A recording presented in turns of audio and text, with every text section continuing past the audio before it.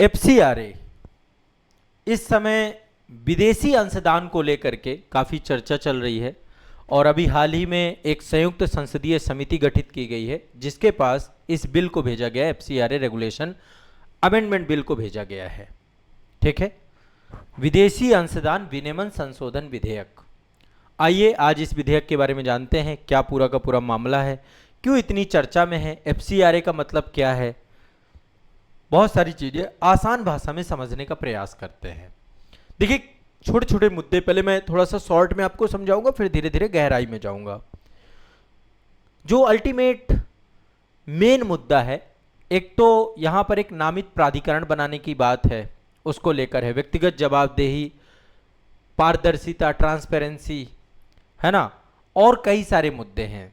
जिन सभी मुद्दों को लेकर के पूरा का पूरा बिल आया है। अल्टीमेट एक चीज समझिए, एफसीआरए का फुल फॉर्म होता है फॉरेन कंट्रीब्यूशन रेगुलेशन एक्ट।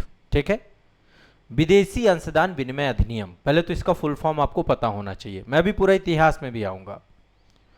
अब इसका अल्टीमेट पर्पस क्या है, आप सभी जानते हैं। जो भी एफसीआरए कानून, मतलब विदेशी पैसा जो आता है, विदेशी चंदा जो आता है, चाहे वो एनजीओ का आता हो, किसी जो है हमारे जितने भी ट्रस्ट हैं, जो भी संस्थाएं हैं, विदेशी अंशदान जो भी आता है उसके रेगुलेशन को लेकर। ठीक है, तो एफसीआरए कानून पे जो समय समय पर आपके अल्टीमेट उद्देश्य इसका यही है, इस पूरे बिल का, कि ये भारत की आंतरिक सुरक्षा और संप्रभुता की रक्षा करे।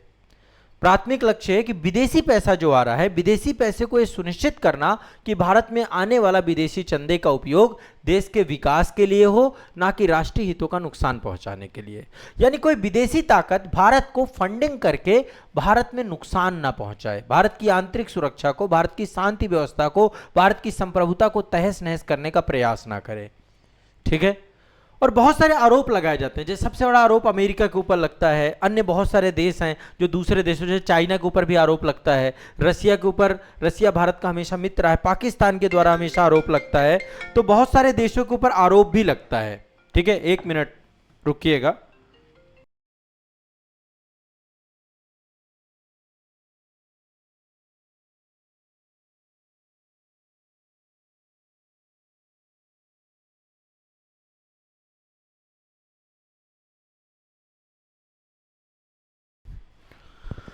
तो कई सारे आरोप लगते हैं, तो सरकार के द्वारा यहां पर जो है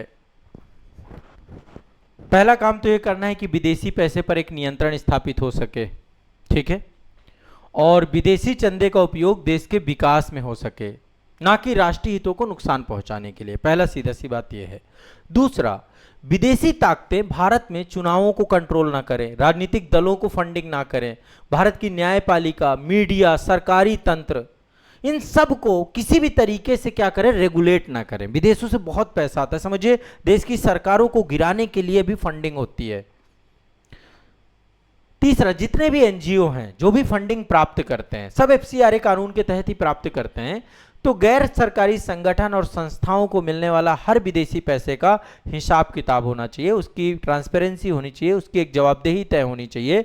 इन सब को लेकर के एफसीआरए बिल 2026 में संशोधन की आवश्यकता महसूस हुई। सरकार के अनुसार वर्ष 2010 और 2020 में कानून में ऐसी बहुत सारी प्रशासनिक और कानूनी कमियां रही, लूपहोल्स रहे, जिन्हें दूर करने के लिए 2026 का संशोधन विधेयक लाया गया है। देखिए, बहुत सारे एनजीओ बंद तो जाते हैं, वहां पे फंडिंग भी हो जाती है, लेकिन वो निष्क्रिय हो जाते हैं, कोई काम नहीं करते। देश में हजारों ऐसे एनजीओ हैं जिनका एफसीआरए लाइसेंस नियमों के उल्लंघन के कारण रद्द हो चुका है। वो मतलब एनजीओ के द्वारा क्या किया जाता है, एफसीआरए का पालन नहीं किया गया, कानून का पालन नहीं किया गया, फंडिंग ले ली गई, तो कई बार उनका लाइसेंस रद्द कर दिया जाता है, या तो बहुत सारे एनजीओ खुद सरेंडर भी कर देते हैं। तो सरकार के पास कोई स्पष्ट कानूनी ढांचा नहीं था कि विदेशी पैसे से खरीदी गई उन एनजीओ की अरबों रुपयों की संपत्तियों का क्या करें। जैसे विदेशों से पैसा आया और एनजीओ जमीन खरीदते हैं, इमारतें बनाते हैं, बैंक बैलेंस होता है, तो उसका क्या किया जाए। तो इस नए बिल के जरिए सरकार इन संपत्तियों को जब्त करने के लिए एक नामित प्राधिकरण बनाना चाहती है, एक डेजिग्नेटेड अथॉरिटी बनाना चाहती है। एक काम तो यह होगा, सरकार एक अथॉरिटी बनाएगी, इसको लेकर के एक प्राधिकरण बनाएगी ताकि निष्क्रिय पड़े एनजीओ की संपत्तियों का प्रबंधन किया जा सके। एक पॉइंट ये आप समझ लीजिए। दूसरा, बहुत सारी खुफिया रिपोर्टें भी सरकार को मिली हैं जिनके तहत विदेशी संस्थाएं भारत के सामाजिक ताने बाने को प्रभावित करना चाहती हैं। अवैध धार्मिक धर्मांतरण कराए जा रहे हैं, यहाँ पे भारत का जबरन धर्मांतरण हो रहे हैं, यहाँ पे एनजीओ के द्वारा फंडिंग की जा रही है। ऐसे बहुत सारे मामले निकल के आए हैं बहुत सारी रिपोर्टों में। तो इनको पूरी तरीके से इनकी फंडिंग को, एक तो पहली बात इन फंडिंग को देखना और पूरी तरीके से इनको प्रतिबंधित करना, कड़े नियमों की आवश्यकता महसूस हुई, तो एक कारण यह भी है। दूसरा, जितने भी पदाधिकारी हैं उनकी व्यक्तिगत जवाबदेही तय करना।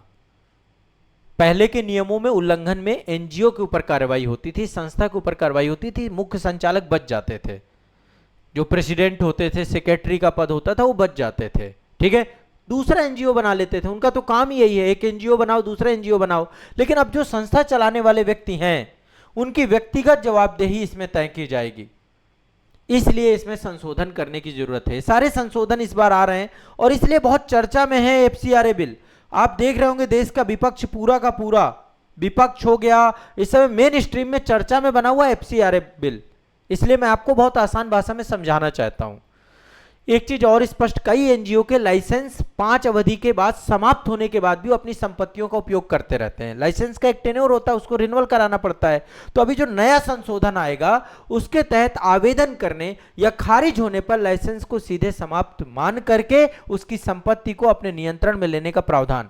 ओवरऑल देखो, विपक्ष का यह कहना है कि सरकार ऐसे में पूरी की पूरी एनजीओ की संपत्ति या फिर जो भी विदेशी फंडिंग आती है सब पे कब्जा करना चाहती है। विपक्ष इस चीज को लेकर चिंतित है। ठीक है, तो एक तो आपका सर्टिफिकेट वगैरह, एक चीज और सरकार इसमें बदलेगी। कानून में यदि लाइसेंस समाप्त हो गया तो एक नया प्रावधान जोड़ा गया है। ठीक है, 5 साल का लाइसेंस है, यदि अवधि खत्म हो गई, रिन्यूअल करने के लिए आवेदन नहीं करते हैं तो पूरी की पूरी संपत्ति उसकी क्या है, आपकी चली जाएगी। ऐसे करके सारे मामले एक एक करके जुड़ते चल रहे हैं। ठीक है, पूजा स्थल बहुत सारे हैं, जैसे धार्मिक या कोई पूजा स्थल है, चर्च है, मंदिर है, मस्जिद है, जब्त की संपत्तियों में कोई भी धार्मिक या पूजा स्थल शामिल है उसके लिए भी विशेष दिशा निर्देश भी यहां पर किए जाएंगे। यानी जो ये अथॉरिटी बनाई जा रही है, नामित प्राधिकरण बनाया जा रहा है, इसको सुनिश्चित करना होगा कि उस धार्मिक स्थल का चरित्र कैसा है, उसकी मर्यादाएं कैसी, वहां पे पारंपरिक पूजा अर्चना वैसी बनी रहे, वो सारी चीजें देखते हुए वहां पर ये चीजें भी देखी जाएंगी। तो कहीं ना कहीं पे बहुत सारी चीजें हैं जिनको लेकर बहुत विवाद में आ गया। विपक्ष भी इसको लेकर के बहुत चिंतित है और ये पूरा का पूरा बिल अभी जेपीसी को भेजा गया है, ज्वाइंट पार्लियामेंट्री कमेटी को भेजा गया है। सदन में अभी आप देख रहे होंगे लगातार चर्चा में बना हुआ है पूरा मामला, लोकसभा में पेश हुआ है और अभी जेपीसी को भेजा गया। आगे चल के इसको लेकर जो अपडेट होंगे मैं आपको बताऊंगा।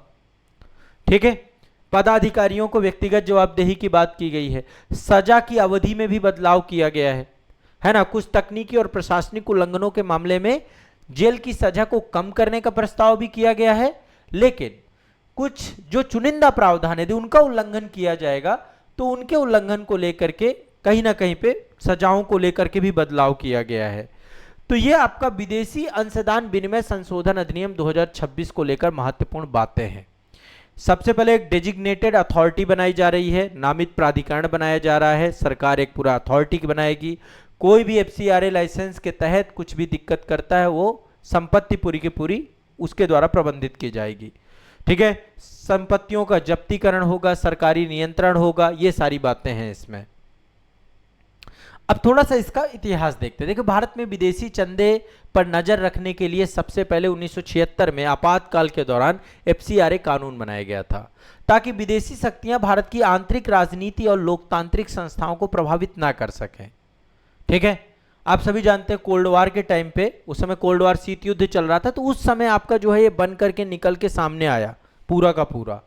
ठीक है, अब जब उस समय निकल के सामने आया और इसके पीछे का मतलब जो कारण है, कोल्ड वार के टाइम पे केंद्र सरकार को यह लगा कि बहुत सारी विदेशी ताकतें जैसे CIA है अमेरिका की, है ना, केजीबी रसिया की थी। तो भारत में चुनावों में राजनीतिक दलों को, मीडिया संस्थानों को, बड़े बड़े प्रोटेस्ट जो ऑर्गेनाइज होते रहते हैं उसमें खुफिया तरीके से फंडिंग करते हैं। विदेशी ताकतें भारत में फंडिंग कर रही हैं।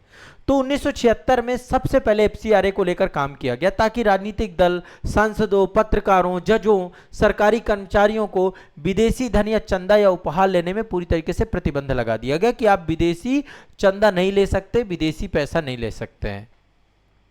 ठीक है। और मुख्य रूप से एक सुरक्षा केंद्रित कानून, सिक्योरिटी सेंट्रिक लॉ बनाया गया जिसका मकसद था कि देश में आंतरिक राजनीति को शुद्ध रखना। ठीक है। इसके बाद 1984 का संशोधन किया गया, एनजीओ पे पहली बार नजर रखी गई। इंदिरा गांधी की जब हत्या हो गई 1984 में तो कानून में संशोधन किए गए और इसके तहत पहली बार यह अनिवार्य कर दिया गया कि जितने भी एनजीओ हैं, ठीक है, जितने भी विदेशी चंदा प्राप्त कर रहे हैं, गृह मंत्रालय के पास खुद को पहले पंजीकृत कराना पड़ेगा।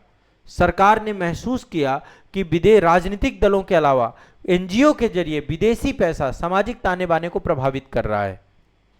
फिर एफसीआरए 2010 में आपका जो है संशोधन हुआ, पुराने कानून को पूरी तरीके से बदल दिया गया। मनमोहन सिंह सरकार ने 1976 के पुराने कानून को पूरी तरीके से निरस्त कर दिया।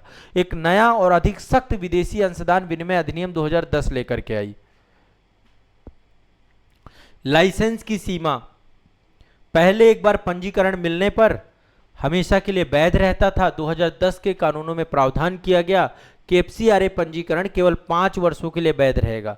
पहले क्या होता था, 2010 में टेन्योर को 5 वर्ष कर दिया गया और 5 साल बाद रिन्यूअल कराना पड़ेगा। नियम बनाया गया कि विदेशी फंड का इस्तेमाल भारत की संप्रभुता के खिलाफ जनहित को नुकसान पहुंचाने की गतिविधियों के रूप में नहीं किया जा सकता। यह भी कर दिया गया कि भारत के खिलाफ कोई भी ऐसा जगह पे फंडिंग का उपयोग ना करे कोई। और 2020 में फिर से जो है संशोधन किया गया, लगातार संशोधन आए नरेंद्र मोदी जी के दूसरे कार्यकाल में, और इसको सख्त बना दिया गया। कोविड के टाइम पे बोला गया कि जितने भी एनजीओ हैं उनके पास एसबीआई का खाता होना चाहिए, एसबीआई के मुख्य ब्रांच का खाता होना चाहिए जो विदेशी चंदा प्राप्त कर रहे हैं। ठीक है। और एक एनजीओ विदेशी चंदा को प्राप्त करके किसी दूसरे छोटे एनजीओ पे ट्रांसफर नहीं कर सकता है। विदेशी फंड से प्रशासनिक खर्चों की सीमा 50% घटा करके केवल 20% कर दी गई। आधार कार्ड के साथ जोड़ दिया गया, आधार कार्ड अनिवार्य कर दिया गया। विदेशी नागरिकों के लिए पासपोर्ट, ओसीआई, ये सब कुछ अनिवार्य कर दिया गया। वर्तमान में 2026 में फिर एक संशोधन आपका एफसीआरए में आ चुका है। तो ये कहानी 1976 से चली और 2026 तक पहुंच चुकी। अब एनजीओ का लाइसेंस भी रद्द हो सकता है, उनकी संपत्ति को भी सरकार अपने नियंत्रण में ले सकती है। इन सब चीजों को लेकर के एक बड़ा विवाद की स्थिति बन चुकी है। अभी मामला जेपीसी के पास है, आगे जो भी अपडेट होगी मैं आपको स्पष्ट कर दूंगा। ठीक है। संभवतः आपको चीजें समझ में आ गई होंगी एफसीआरए को लेकर। ठीक है। एफसीआरए बिल समझ में आ गया सभी को, खूब बढ़िया से मैंने आपको बता दिया, स्पष्ट कर दिया। अब इससे अच्छा कुछ नहीं हो सकता है। ठीक है। अब आप कहीं भी पढ़ेंगे इस खबर को आसानी से आपको समझ में आ जाएगी। ठीक है।